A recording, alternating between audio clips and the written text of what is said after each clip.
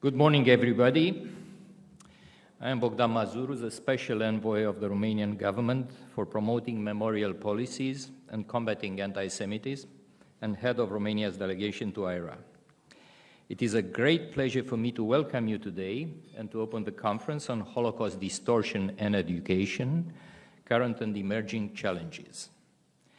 The conference is organized by the governments of Romania and of the United States, with the support from the OSCE Chair in Office, and the UK Presidency of the International Holocaust Remembrance Alliance, and in consultation with the OSCE Office for Democratic Institutions and Human Rights. Ladies and gentlemen, the topic of the conference is a very important one. For more than a year, anti-Semitism has reached record levels everywhere in the world. We have seen physical attacks, harassment of Jewish community members, vandalism against synagogues.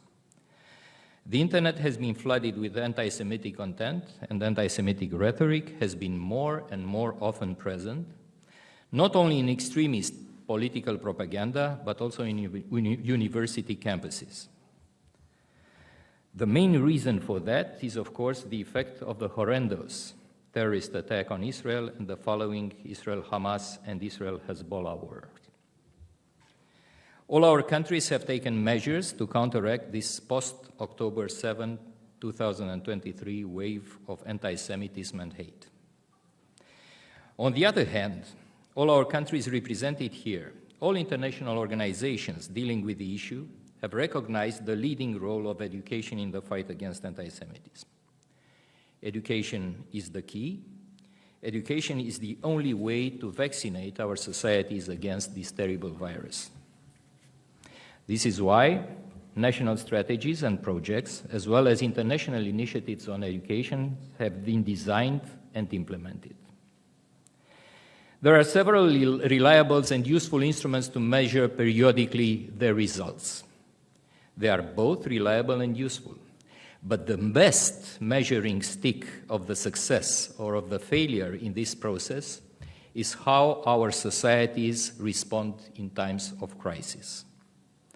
We live in such a time of crisis, and the record shows that there is still a lot better to be done. It shows that the education process, the fight against Holocaust distortion, needs to be a continuous and relentless effort, so that, at any moment, our societies have the necessary antibodies to reject anti-Semitism. We'll address all these issues today in our conference. We'll discuss about measures taken at national and international level, about strategies and action plans. We'll exchange ideas and experiences. We'll talk about how to assess our efforts and how to better cooperate. But first, ladies and gentlemen, we'll listen to several opening statements, and I have the privilege to introduce the first name on a very distinguished list of speakers, and that is Mr. Silviu Wexler, member of the Romanian Parliament and President of the Federation of Jewish Communities in Romania. Mr. Wexler, please.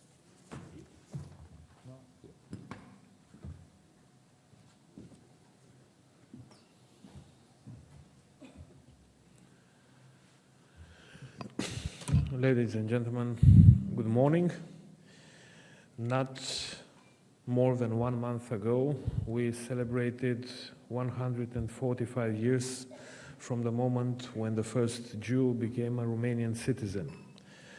On the way to this conference today, I stopped a moment to think about how the world had changed in those 145 years that we celebrated.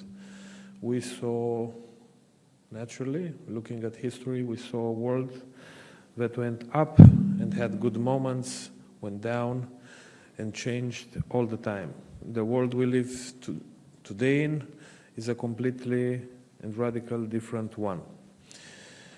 The topic of the conference is far-reaching, as are the issues that we are facing today. Internet and modern technology brought tremendous help, but also brought a lot of bad. I seem to remember a phrase from what is probably the best-known movie about Holocaust, Schindler's List. It's a very, very little-known phrase and oftenly ignored, meaning this is no longer good old-fashioned Jew hate talk. And this can really be applied today. It is the first time since the end of the Holocaust that Jewish communities around the world really feel threatened. And we see also a lot of changes in these threats and how they work. While in the past, the main issue was very highly organized enterprises, today the main issue we are facing is private individuals that get radicalized over the internet. And the reality, the sad reality, is that there is little that can be done technologically to stop it. We saw this recently in Vienna, we saw this in Italy, and we saw this in many other countries. What changed in addition to all of this, since the terrorist attacks in Israel on the 7th of October, was that a lot of money is being put into very heavy propaganda from Russia and Iran. This may sound a little bit strange, but we see that it's not true. It is more than true.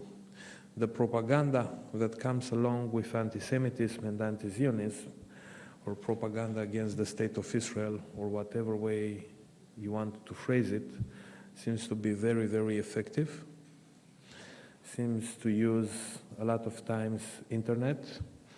And I think one of the main challenges for all of us, but for this conference in particular, is to find a way to counteract it. We also saw throughout the pandemic, and not only this, that every now and then people need to find heroes and guilty parties for everything. And the way Holocaust distortion got extended in the last few years is, first and foremost, very interesting to notice, but very troubling. We see how war criminals and war murderers and the authors of the Holocaust get turned into national heroes. We see how propaganda against the state of Israel is mixed with images of Holocaust distortion. And what used to be a very clear topic became very distorted and very hard to counteract. Difficult, but not impossible. We also saw a lot of amazing changes that took place in Romania as we faced, I am allowed to say, I think, as we faced our own demons, our successes and failures. Some of it you already know, like the teaching of the Holocaust education on a national level, is a tremendous success. And it didn't work perfectly. I know we are supposed to say that everything worked like a charm. I'm very sorry, it didn't work like a charm. It took us 14 years to reach this moment, maybe more, if I'm not mistaken. But we saw, as we moved along this path, that the main resistance that we encountered was for people to face our own internal demons and own internal issues. Sustained worked, got the job done in the end. It's a still work in progress, with good and bad, with ups and downs. But we knew and we considered this for the path, that this is truly an investment for the future. It's not an investment for the Jews. It's not a topic that is dedicated for the Jews or by the Jews. This was a topic dedicated to the children of Romania and to their future, due to the necessity for them to understand how a democratic society can be built. This is also the way in which we considered that it's important to learn about the Jewish contribution to the development and creation of modern-day Romania, so that the children that are learning about this see it as a part of their national identity and as a tool to overcome all the evil and crazy things that surround them, with the general knowledge that education, at the end of the day, is the best and only weapon. It doesn't work perfectly. I wish I could say it works perfectly, but it's not. It's maybe less than 4 months ago that one of Romania's, let's say, best-known dignitaries stood up in parliament to say, Jews go home, Jews go to your own country, Jews go to Palestine, Israel is a murderous state, or whatever you want to add to it. We saw a lot of good people that stood up and replied to this. We saw a lot of people that chose to ignore this. And it's not only a few days ago that another senior politician that was very keen to fight anti-Semitism, at least on speech, chose to make an alliance with, let's say, a very troubling political party. So at the end of the day, morality and dignity, coupled with education, remain the best known and best path to use. I used to feel and still remain very proud that we had no physical anti-Semitic incidents in Romania, and I think this is truly a symbol for our society, but this is not automatically something beautiful.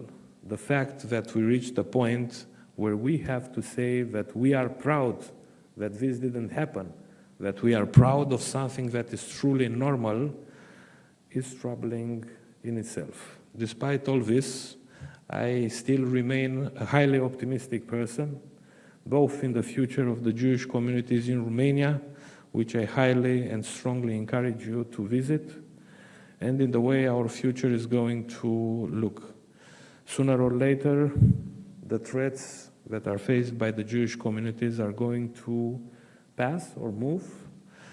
We know that the state of Israel will succeed in facing its enemies, and we hope that normality will come in one way or another to the entire world. Whatever we are talking about, the war on Ukraine, whatever we're talking about the war in Israel, and not only. OSCE has a very special mission due to its international expansion. I am truly, truly delighted that you have gathered here to talk about this topic. And as I said yesterday in some of the private conversation, if there is one wish that I want to share and to see it come to fruition, is that all the discussions that are going to take place today will be transformed into very practical results. In the past, we had the great opportunity to be able to speak and not to wait or to see for results. In our situation today, we don't have any time to speak, but we desperately need results on all possible fields. OSCE is highly placed to be able to deliver on this, and I'm happy that Romania has the opportunity to share some of our successes and naturally some of our failures. Perhaps it is also of a very, very symbolic nature that all the legislation I mentioned in the past, from the teaching of the Holocaust education to the declassification of the state archives, were initiated by two very funny members of parliament, the Jewish member of parliament and the German member of parliament, who has been probably one of our most strong supporters. I mentioned this because of the symbolism it brings with it and because it's possible. I will conclude by saying that the unique partnership we share with the government of Romania has led to a rebirth of the Jewish life in our country. I encourage from all possible points of view to share this experience, and I can also say today with open hearts that we express our deep gratitude to the security services of Romania in making sure that the incidents that we so often see on TV did not take place in our country. Congratulations for being here. Have a good talk with very practical results. Thank you.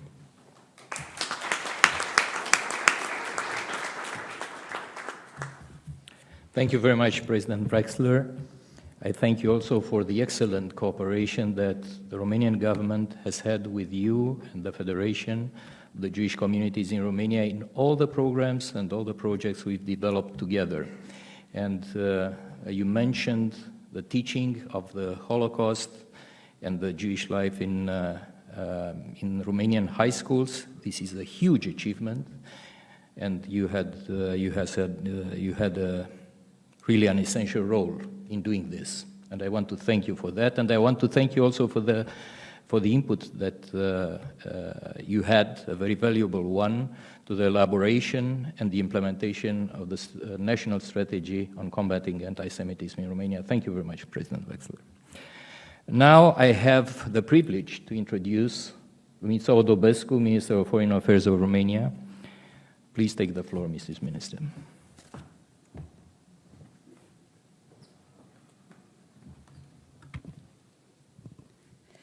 Good morning and welcome to Bucharest, Your Excellencies, dear colleagues, distinguished audience.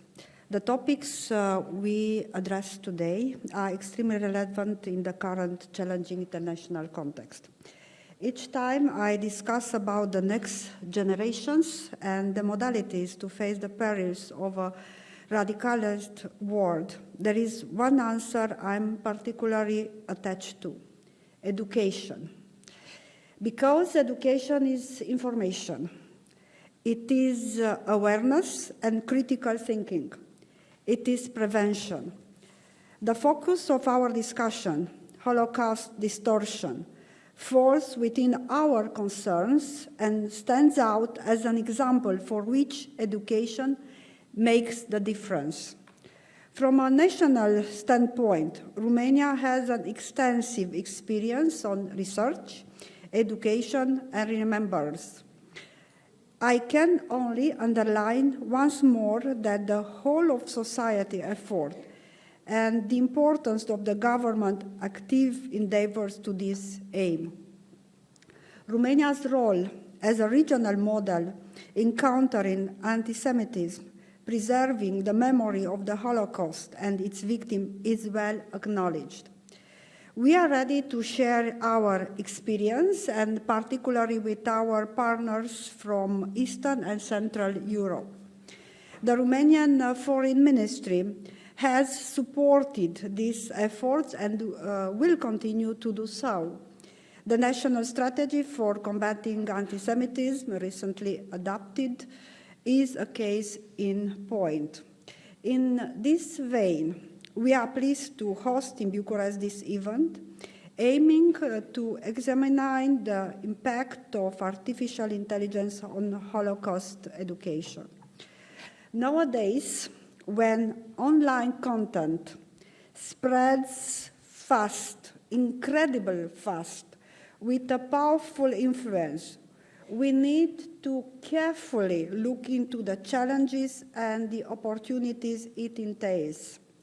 As regards traditional education, Romania is proud to showcase a unique best practice example.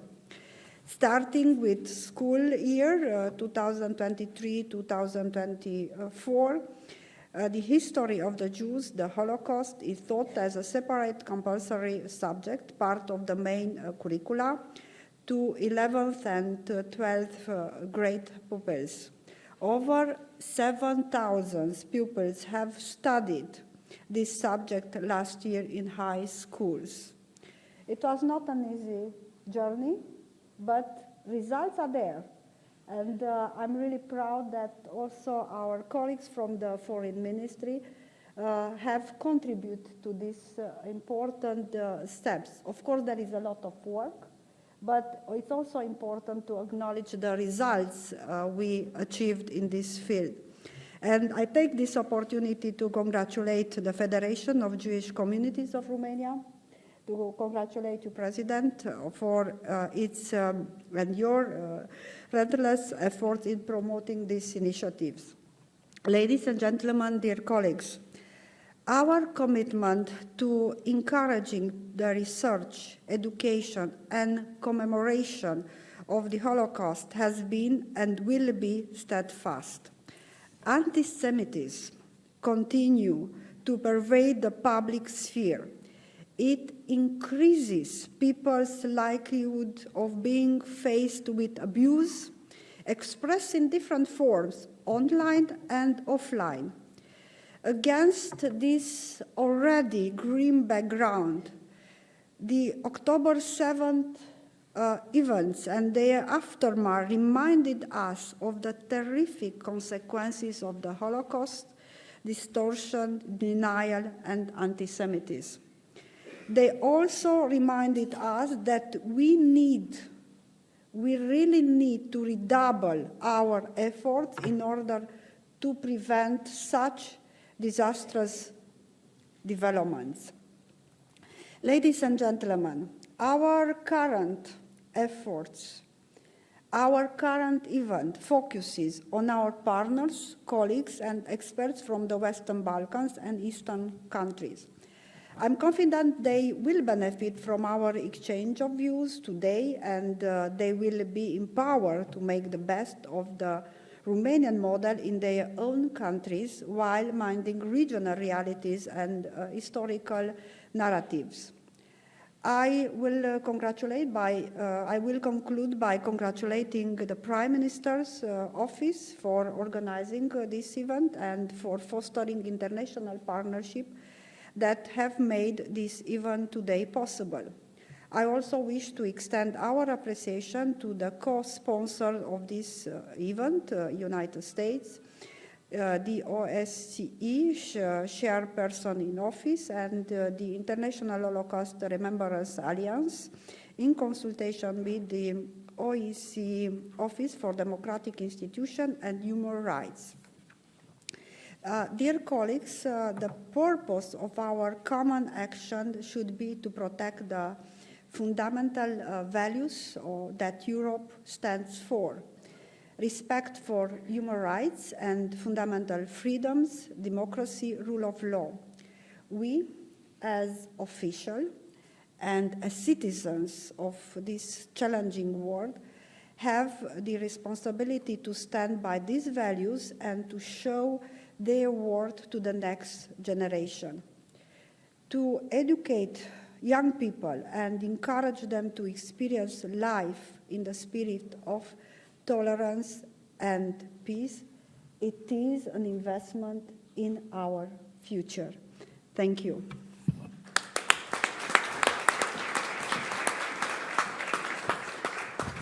Thank you, Minister, and I'd like to thank you and our colleagues in the Ministry of Foreign Affairs for the full commitment, for the determination, for the engagement that you've shown in this very important endeavor, which is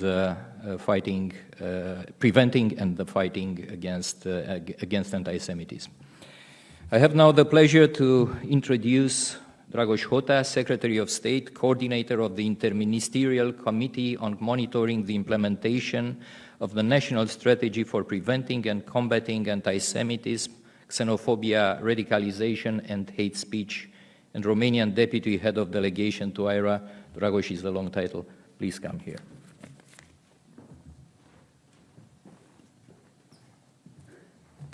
Thank you. Well, that's a long title, indeed. Welcome to Bucharest, everybody. Ladies and gentlemen, today's conference confronts some of the critical issues that challenge the very fabric of our society. Anti-Semitism, a prejudice deeply rooted in ignorance and fear that has tainted the history of many nations, and Holocaust denial, which is not just an attack on history, but an insult to humanity that seeks to erase the suffering of millions, to undermine the lessons of our past, and to sow seeds of hatred in our present. We've all heard that the journey of 1,000 miles starts with a single step. Romania embarked on that very journey 20 years ago, when it admitted its responsibility for the Holocaust that took place in Romanian-administered territories. Ever since, we have made remarkable progress. For more than 20 years, we have specific legislation penalizing Holocaust denial. We have also endorsed IRA's non-legally binding definition of anti-Semitism adopted during our country's presidency. Later, we've made it legally binding. 20 years ago, we have established the National Holocaust Remembrance Day, and 4 years ago, the National Roma Holocaust Remembrance Day. Samu Aripen. In 2020, our Parliament appointed Mr. Silviu Wexler to the honorary position of High Representative of the Parliament for fighting anti-Semitism, protecting the memory of Holocaust victims, and developing Jewish life. For 3 years now, the government of Romania has a special envoy on promoting memorial policies, combating anti-Semitism and xenophobia, and a national coordinator.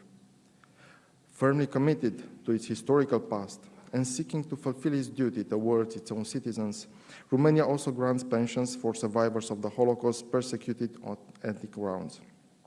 Recently, the Parliament exempted documents and official acts accompanying applications of apostille or superlegalization.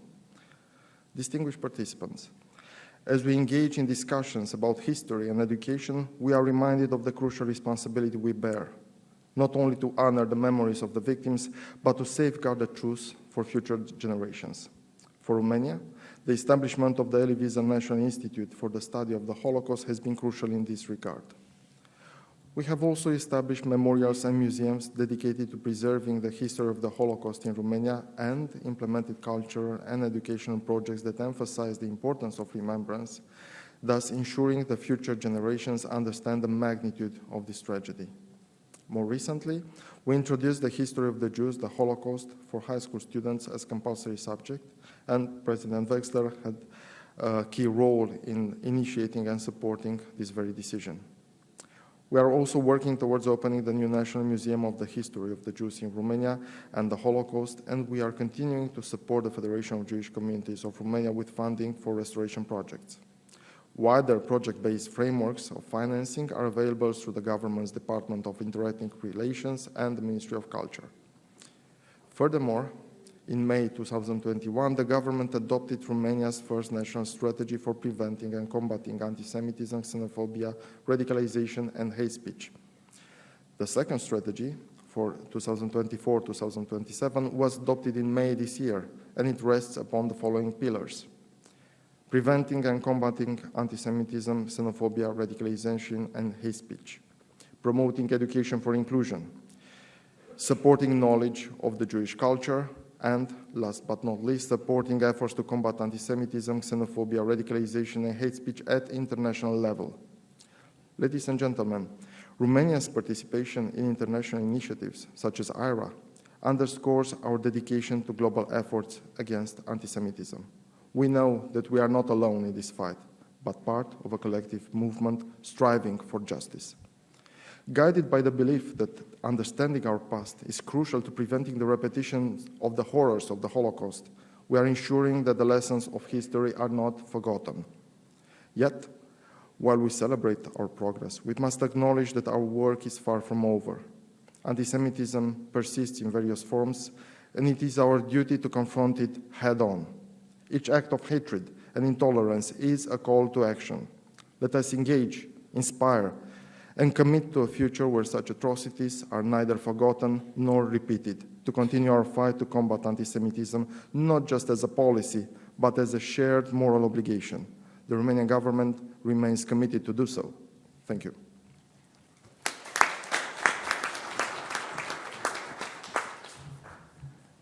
Thank you very much, Dragoș. You chaired the Interministerial Committee with wisdom and competence, and the results are indeed remarkable. Thank you very much. It is my pleasure now to take the floor Mrs. Ellen Germain, the U.S. Special Envoy for Holocaust Issues and the head of the U.S. delegation to IRA. Ellen, please.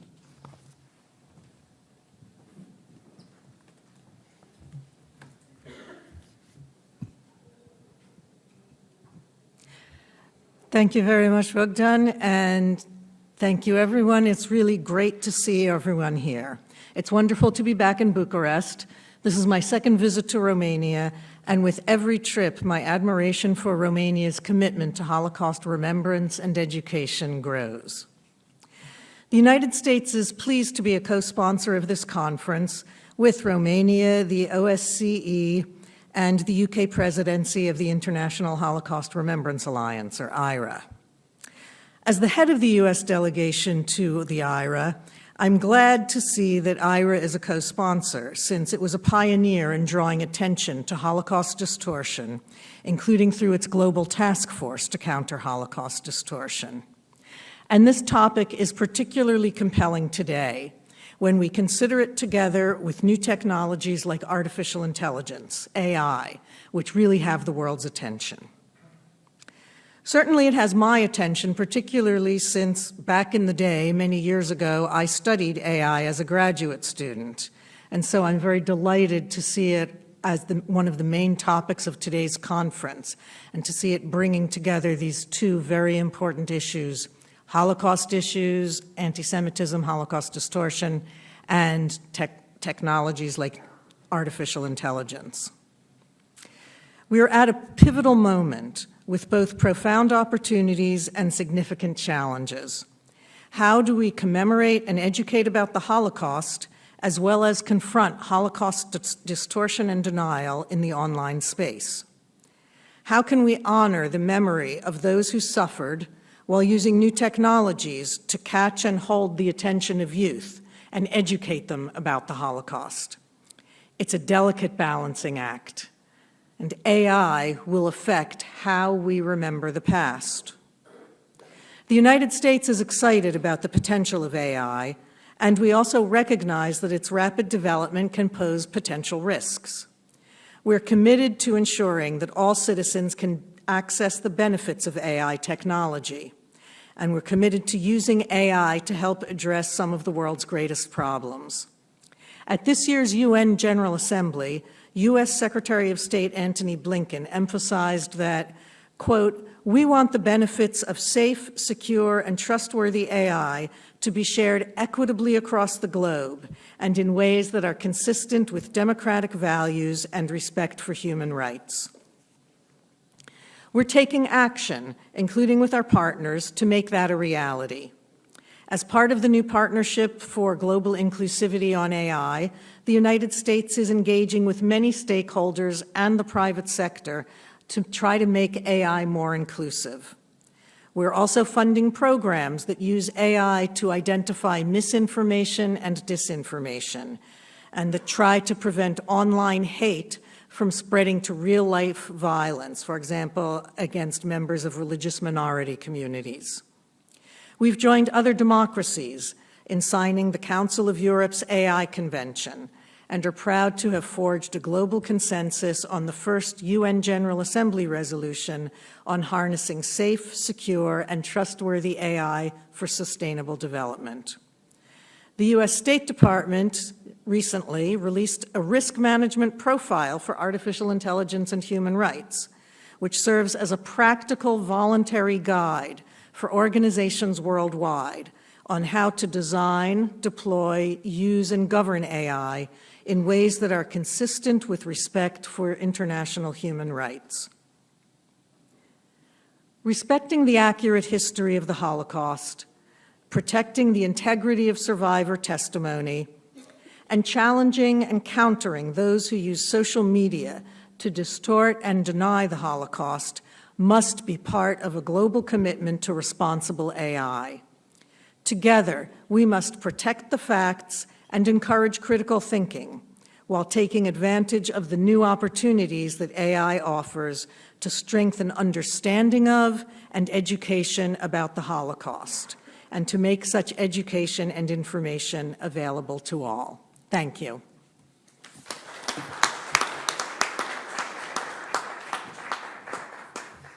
Thank you very much, Ellen. Indeed, the United States plays a key role in countering anti-Semitism worldwide, and I thank you for all your efforts, you and your country's efforts. Thank you very much. It is now a great pleasure to introduce Mrs. Tea Jaliashvili, First Deputy Director, Director Alternate of the OSCE Office for Democratic Institutions and Human Rights. Please, Tea, take the floor.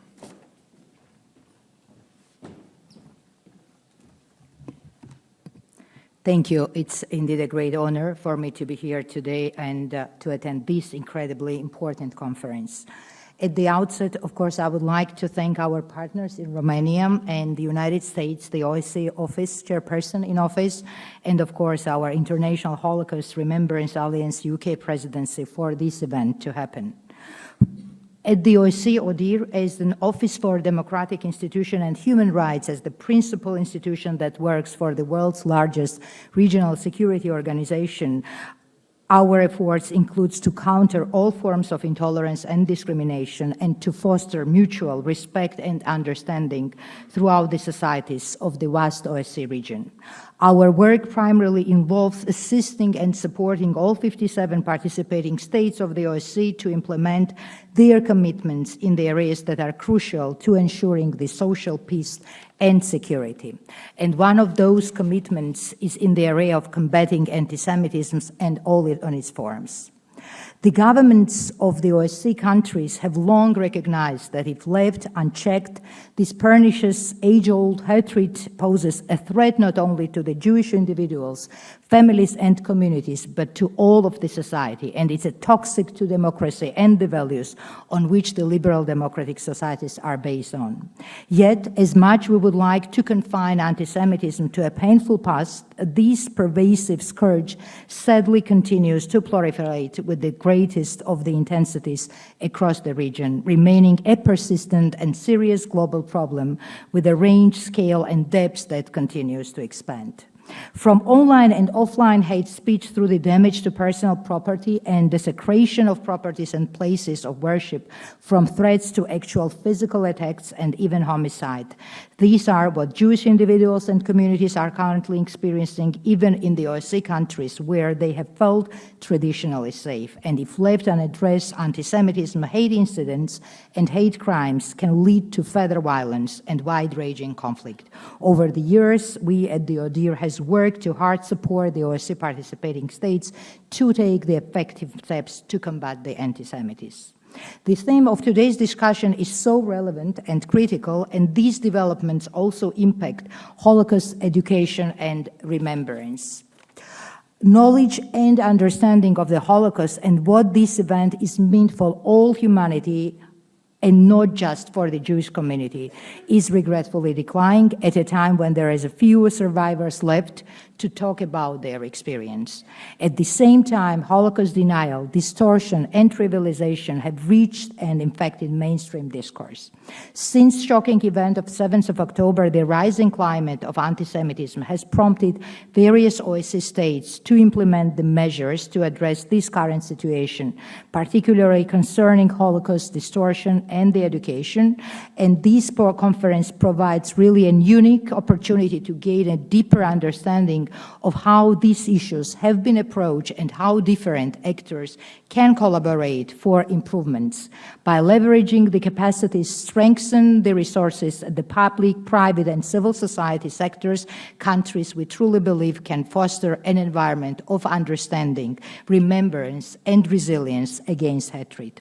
As we examine best practices examples in countering Holocaust denial and distortion and in promoting Holocaust education, I very much hope that this event will indeed contribute to your renewed sense of purpose and commitment to this vital work as we seek new solutions at increasing challenging times. Your Excellencies, dear colleagues, friends, thank you very much, and I really wish to all of us a very fruitful and productive conference. Thank you.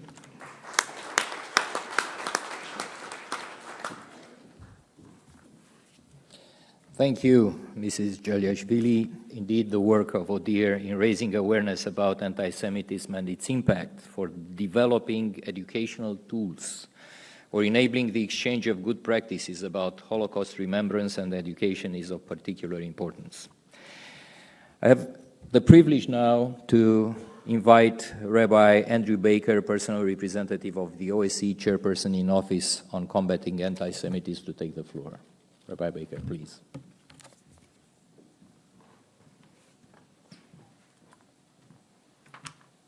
Thank you, Bogdan. 20 years ago, the OSCE adopted the Berlin Declaration. It explained that anti-Semitism had taken on new forms and manifestations. We have all recognized then and now, that anti-Semitism is not only the world's oldest hatred, but surely the most adaptable one. It can be present in places where Jews are numerous and prominent, and also in places where no Jews remain. It offers up contradictory conspiracy myths that defy any logic. Holocaust denial is also a form of anti-Semitism. Some governments declare it illegal and punishable under the law. But it has also changed over time. Once it referred to those who claimed 6 million Jews were not murdered, and there were no gas chambers. Today, these outright deniers are few and mostly relegated to the fringe. The problems we face today are more complex and more subtle.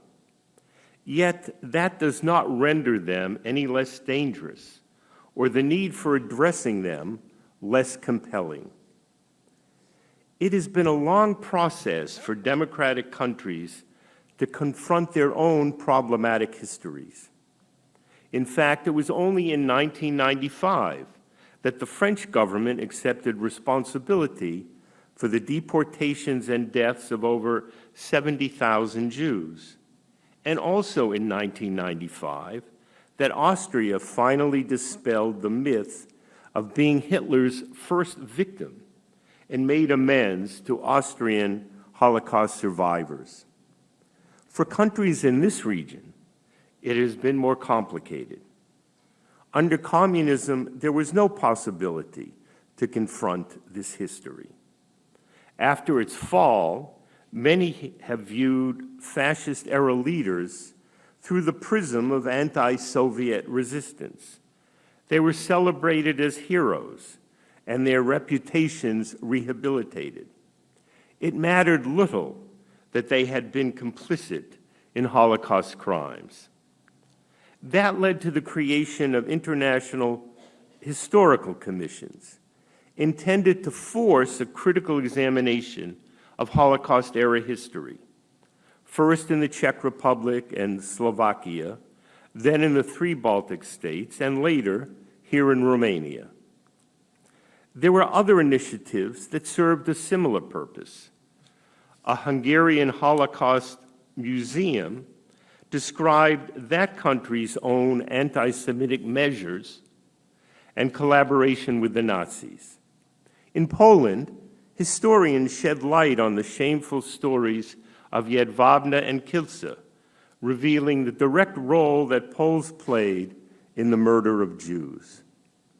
We thought these historical commissions, these museums and research efforts, provided an authoritative and critical account of the Holocaust, one that would correct the distorted myths and misreadings of history, born of ignorance, communist ideology, and anti-Soviet passions. We know now that this correct history has not fully taken root, and a lack of knowledge can no longer be any excuse. Today, Slovakia's parliament includes a far-right party praising the fascist leader Joseph Tiso. Lithuania's Genocide Center decreed the leader of the Nazi-allied Lithuanian Activist Front to be worthy of public honors. Hungary's government built a new museum, one that would tread lightly on the role of local collaborators. Poland's controversial memory laws threaten the work of Holocaust historians in the name of protecting that country's national honor. Even here in Romania, which has done so much to confront its own problematic history, the Church is canonizing religious leaders who were known for their wartime anti-Semitism. At least this form of distortion can be identified and called out. With enough attention and political will, we might be able to bring it to a halt. There are other forms of distortion that have come about more quietly. Following a UN recommendation, dozens of countries now mark International Holocaust Remembrance Day with special programs and educational initiatives. This is, to be certain, a real achievement, but it has brought with it a universalizing of the Holocaust and its meaning. Yes, there are general lessons on how hatred and intolerance can lead to discrimination, exclusion, and even mass murder. And of course, the need to be open to asylum seekers fleeing for their lives. But with growing frequency, the essential story of the Holocaust, the pernicious spread of anti-Semitism, and the genocidal murder of a third of the world's Jewish population is obscured or ignored. It is as though anti-Semitism is no longer a problem and that Jews are no longer threatened. Surely this cannot be the message Holocaust commemoration carries with it. And it gets worse. We have seen, especially since October 7th last year, a form of Holocaust inversion. The IHRA working definition alerted us to this, identifying one possible example of anti-Semitism as drawing comparisons of contemporary Israeli policy to that of the Nazis. This we see in the incessant charges accusing Israel of genocide, from college campuses to the International Court of Justice, to the reports of UN special rapporteurs, one of whom made the direct comparison of the Israeli Prime Minister to Hitler. These are all today's problems of Holocaust denial and distortion, moving instantaneously across social media platforms and amplified by algorithms driving anger and division. The experts and advocates here today, you around this table, should help us all better understand the challenges and offer us some educational programs and best practices that can, in turn, be taken up by OSCE participating states and IHRA members, and we all hope will surely make a difference. Thank you.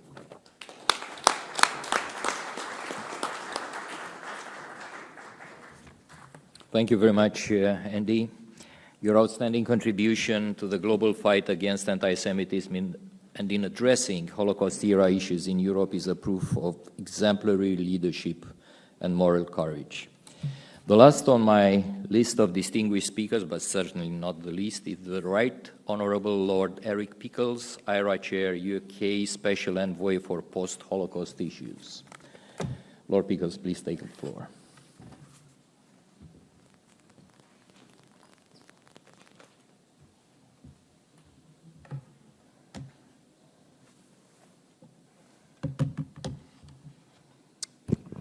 Well, it's a real pleasure to be here in Romania, in the city that the IHRA definition of anti-Semitism was negotiated and adopted. IHRA and the world owes an enormous debt to Romanian diplomacy for getting it through, and it did make a difference. Thank you. I am this year's chair of IHRA, the International Remembrance Alliance. We're a global alliance. We're a global community of government and experts who promote and focus on strengthening and advancing Holocaust education, remembrance, and research. Over the past 2.5 decades, IHRA has safeguarded sites and challenged distortive narratives. Our experts are the backbone of everything we do. They fearlessly tackle complacency and warped misinformation in equal measure. Our experts spotted the mushrooming of Holocaust distortion in 2010. They immediately understood how it threatened liberal democracy. Holocaust denial is not mainstream. Few serious people will publicly say that the Holocaust is an invention. Distortion is different. It is often misdiagnosed as a lesser evil. Distortion takes many forms, with two dominating trends: trivial comparisons and minimizing the numbers and treatment. Suggesting that global warming is a climate holocaust, or anti-vaxxers are persecuted in the same way and to the same extent as Jews under Hitler, trivializes the suffering of the Holocaust. The second type masquerades as freedom of speech or earnest inquiry. I was once attacked on Twitter for saying that Treblinka was a death camp. My attacker said, I could not be more wrong. It was a transit camp where just a few people died due to influenza and nothing more. This questioning has become mainstream with the advent of artificial intelligence. The threats associated with AI in safeguarding the record of the Holocaust are many, including the potential for manipulation by malicious actors, the introduction of falsehoods, or dissemination of biased information, and the gradual erosion of public truth and public trust in authentic records. The latest wave of anti-Semitism arrives as a perfect storm when reliable news outlets are at their weakest. Newspaper readership has plummeted. Regional and local newspapers have disappeared. And the once powerful nightly news bulletins have diminished in influence. This year, it is estimated that 52% of the UK's population relied on news via a social media platform where there is little moderation or balance. One of the most graphic examples of this false narrative is the use of AI tools to create deepfakes. As this decade progresses, the number of survivors who witnessed the Holocaust as children will move from contemporary memory into history. In anticipation of this, with effect, an effort has been made to secure testimony and protect archives. The very depth of this knowledge might be our Achilles' heels. You don't need programming skills to create deep fakes. You can make it for free in less than 30 seconds using one of the many free deepfake applications. We live in an era in which seeing and hearing is no longer believing. The consequences of cheap, widespread fakery are likely to be profound. It is possible to imagine Holocaust survivors' testimony being manipulated. We may see Holocaust survivors using their own voice, with false words in their mouths, saying, the concentration camps were not that bad.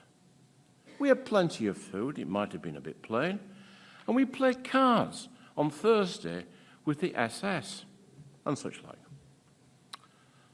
So how do we meet this challenge? The first thing we need to understand is that AI is here to stay. That governments will always be playing catch-up to cheap, widely used AI. The second is we'll use it ourselves. It will improve our archives. It will find links and connections. We will use it to improve training and teaching. We need to enhance AI literacy and research skills so that users know how to verify AI-produced text. Key to this is the necessity of understanding large language models, and those in the large language model community will need to understand the Holocaust to ensure its accurate representation. Put simply, large language models are the type of artificial intelligence that uses machine learning algorithms to replicate human language. It uses massive data sets to develop its ability to translate language, predict text, and generate content. As large language models become more complex and more human-like, they raise more ethical questions about their diversity, energy requirements, ability to make decisions, and the use as content creators. This is why large language model is so important in our field. The big tech companies struggle to understand the issues around the Holocaust, the same way we struggle to understand AI. The intersection of understanding between policymakers, AI experts, and Holocaust experts needs to grow. This is why we are focusing on large language models during a special AI conference in London as part of the UK IRA presidency. The conference will bring together those involved in creating large language models and our experts. It's an opportunity to learn from each other and to expand our work. More than a decade ago, IRA adopted a working definition of Holocaust denial and distortion. We made countering Holocaust distortion a pillar of the IRA strategy. With the support of voluntary contributions from Germany, Israel, and the United States, the IRA established the Global Task Force Against Holocaust Distortion. Now the dangers of Holocaust distortion are addressed in the EU strategy for combating anti-Semitism and fostering Jewish life.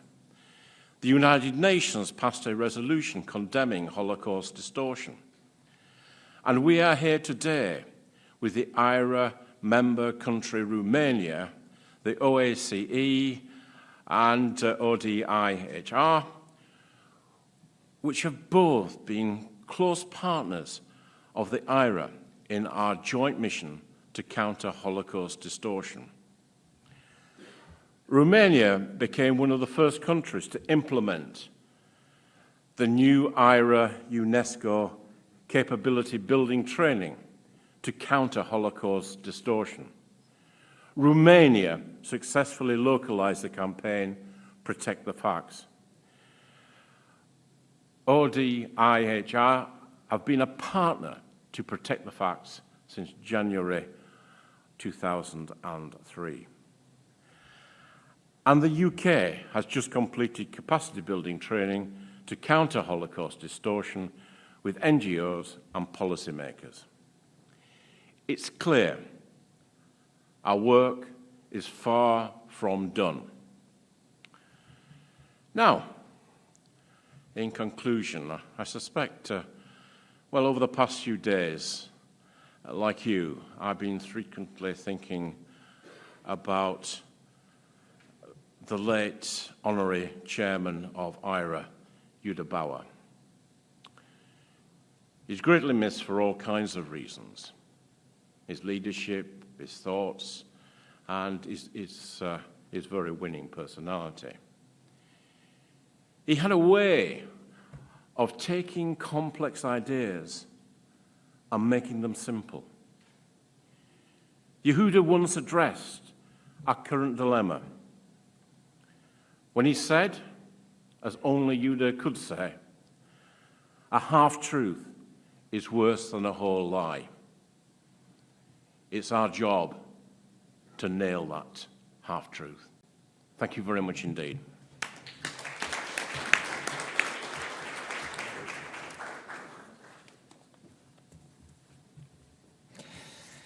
Well, thank you, Lord Pickles. Your exceptional commitment towards combating anti-Semitism, your expertise in Holocaust-related issues have been demonstrated once again in the current UK-IRA presidency. You are an impeccable host in Glasgow this summer, and I'm sure we'll enjoy the same warm hospitality in London in a month from now. Now, I understand that President Wexler wants to add something at the end. Working? It's working. No? If not, come here.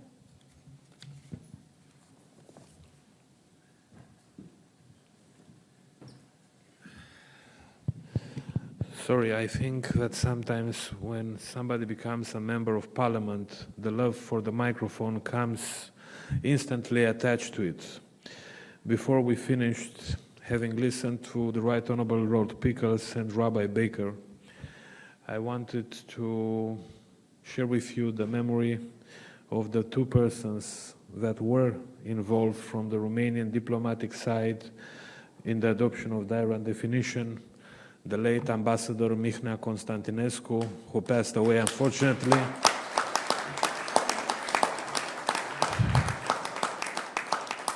who dedicated his life to this topic and to the Jewish communities in Romania, and to share a secret, a lesser-known person who was his local counterpart at the time, then Ambassador, today Minister Luminița Odubescu.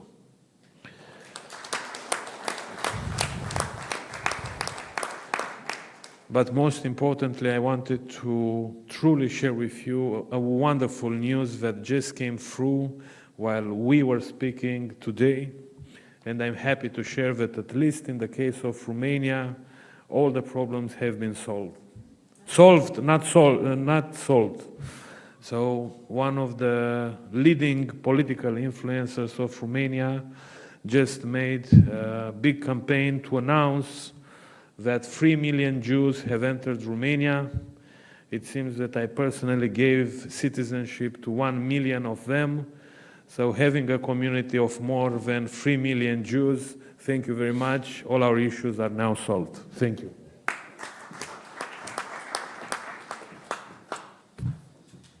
And with these remarks of President Wexler, we close the opening session. It was a privilege to have you on the stage with us today. Please, another round of applause for all the speakers. And we reconvene in 15 minutes for the first session of the conference, where I hand over the moderator role to Ellen Germain. Thank you.